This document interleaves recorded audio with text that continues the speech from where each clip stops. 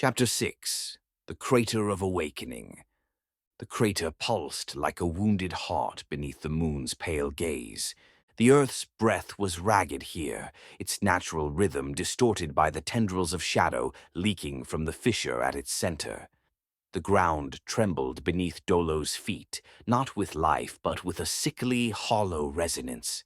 The land itself recoiled from the dark substance the shadow warriors poured into the crack, thick, viscous, and glimmering with an oily sheen.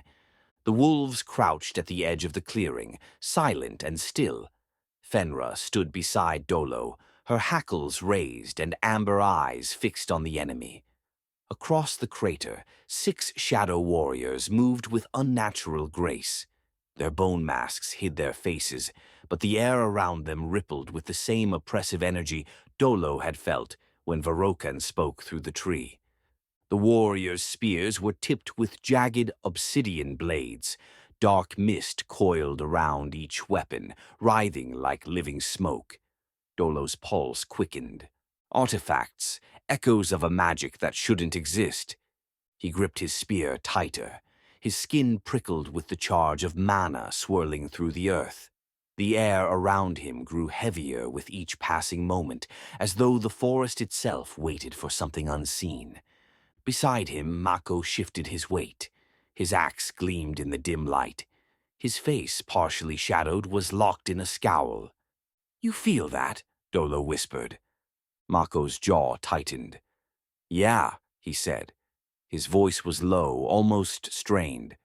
"The ground, it's humming, and I hear it calling my name." Dolo frowned. "Calling?" Mako's grip on his axe twitched. "Let's just kill these bastards." Fenra growled softly. "The land twists beneath their touch," the alpha wolf said. "It cannot heal while they stand here." Dolo exhaled. The air thickened around him, pressing against his skin like the weight of a rising storm. His pulse aligned with the forest's heartbeat, the mana threading through his veins like wildfire. The earth whispered a single word. Now he didn't think. He just moved. Dolo leapt from the ridge. The wolves followed. Mako's roar split the silence as he surged forward. The battle began. Dolo hit the ground faster than he expected. His legs propelled him forward with unnatural speed, the wind bending around his body. The air shifted at his command, cool currents swirling in response to his instincts. He swung his spear mid-stride, feeling the breeze coil around the wooden shaft. The first shadow warrior turned toward him. Its obsidian spear jabbed forward with a sharp hiss. Dolo spun to the side, the wind carrying him effortlessly past the strike.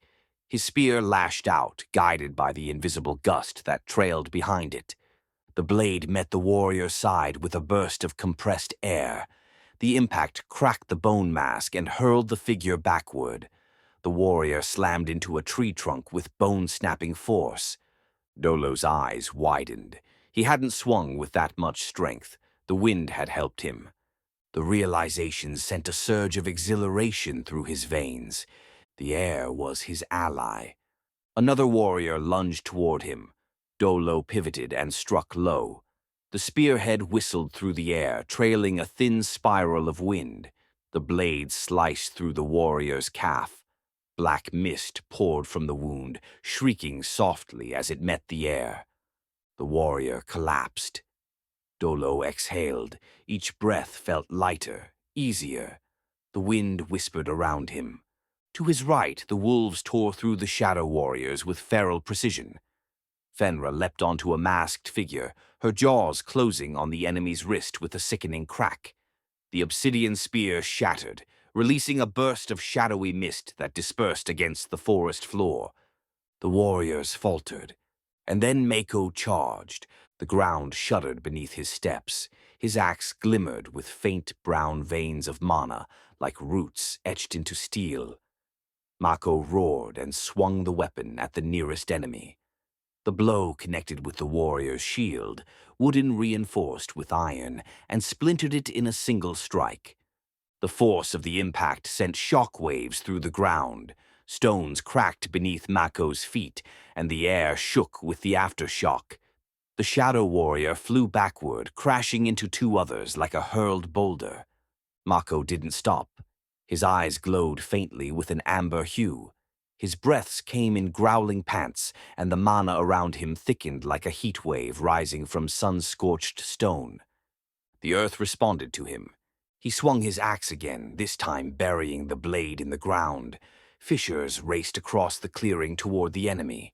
Roots surged upward from the cracks, entangling the legs of the nearest warriors.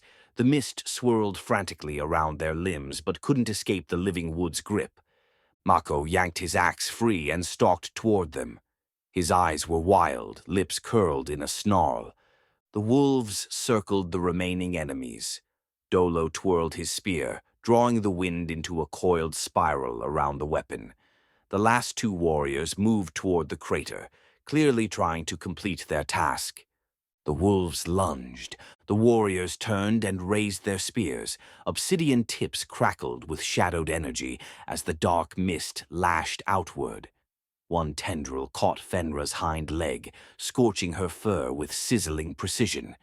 The alpha stumbled with a pained snarl. Dolo charged, the wind gathering around his legs. He leapt, the breeze propelling him high above the battlefield. His spear thrummed with energy. But the shadow warrior below him shifted with unnatural speed. The obsidian spear rose. Dolo's momentum made it impossible to dodge in time. The black tip aimed directly for his chest. The air shattered. A whisper of motion from the ridge. An arrow streaked through the darkness. It struck the warrior's wrist, embedding itself with a crack of splintered bone. The spear jerked to the side, missing Dolo by inches. He landed and drove his own spear through the warrior's chest. The mist hissed as the figure collapsed into lifeless smoke. Dolo whirled, spear raised. She stood on the ridge, a tall, slender figure with a bow carved from pale wood. Her cloak, green and gray like living moss, draped across one shoulder. Her hair, deep crimson, caught the moonlight. Green eyes scanned the battlefield with calm precision. The wolves froze, sniffing the air. Dolo lowered his spear slightly. His chest heaved with exertion, the wind still swirling around his feet like an attentive dog. The woman descended the ridge in 3 smooth steps. She stopped near the crater, knocked another arrow, and aimed toward Mako, who was standing atop a writhing shadow warrior, axe raised. "Wait!" Dolo shouted. The woman held her aim for a breath, then exhaled and lowered the bow. Her eyes flicked toward Dolo. "You wield mana," she said. Her gaze shifted to Mako, who glared back. "Both of you do." The wolves growled softly. Fenra limped forward, sniffing the air toward the stranger. The elf gave the wolf a respectful nod. "Leaf dancer," Fenra said to Dolo through their mana link. "She carries the forest's touch." "A leaf dancer," Dolo murmured aloud. "I thought your people never left the southern woods."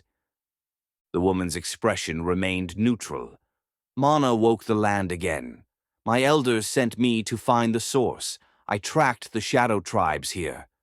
Mako stepped forward, axe resting on his shoulder. His face glistened with sweat, and the veins along his forearms glowed faintly with pulsing amber light. His gaze was hard. "Why would your kind care about mana?" The woman's eyes narrowed. "Because it belongs to the world, not to shadows, or to humans." Dolo opened his mouth to speak, but the earth trembled beneath their feet. All eyes turned toward the fissure. The crimson veins pulsed once, twice, then faded. The mist above the crack dispersed into thin air, leaving only scorched stone behind. The leaf dancer knelt at the edge of the fissure. Her fingers traced the cooled surface, and then she froze. Her hand plunged into the crack and emerged holding a jagged crystal the size of her palm. It pulsed with faint, bluish-green light. The surface was smooth and cool, marked with faint spirals resembling the veins of a leaf. "A mana shard," she whispered. Dolo knelt beside her. The shard vibrated faintly, resonating with his own mana flow. The wind stirred in response. "I've never seen one," he said.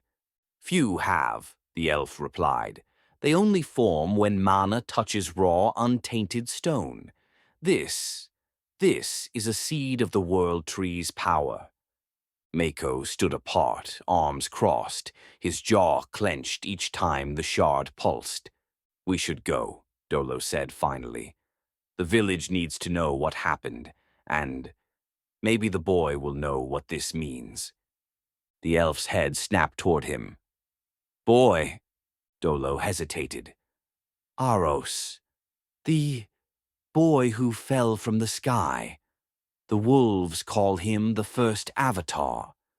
The shard's glow intensified for a brief moment. The leaf dancer's brows knit together. Fenra padded toward the ridge. "The shadow has been repelled tonight, but the land remembers its touch. It will return." The group moved into the woods, the wolves flanking them. The mana shard pulsed with each step the elf took. Mako lingered behind. He rubbed his palm along the shaft of his axe. The warmth of the earth mana pulsed beneath his skin. But unlike Dolo's airy, invigorating touch, Mako's power burned cold and brittle, like stones splintering beneath winter ice. His fingers tingled with power, dark and cold, unlike the warmth Dolo described when he spoke of mana. He clenched his jaw. He hadn't told Dolo the truth. He had heard the shadow whisper his name during the battle. And worse, he had wanted to answer.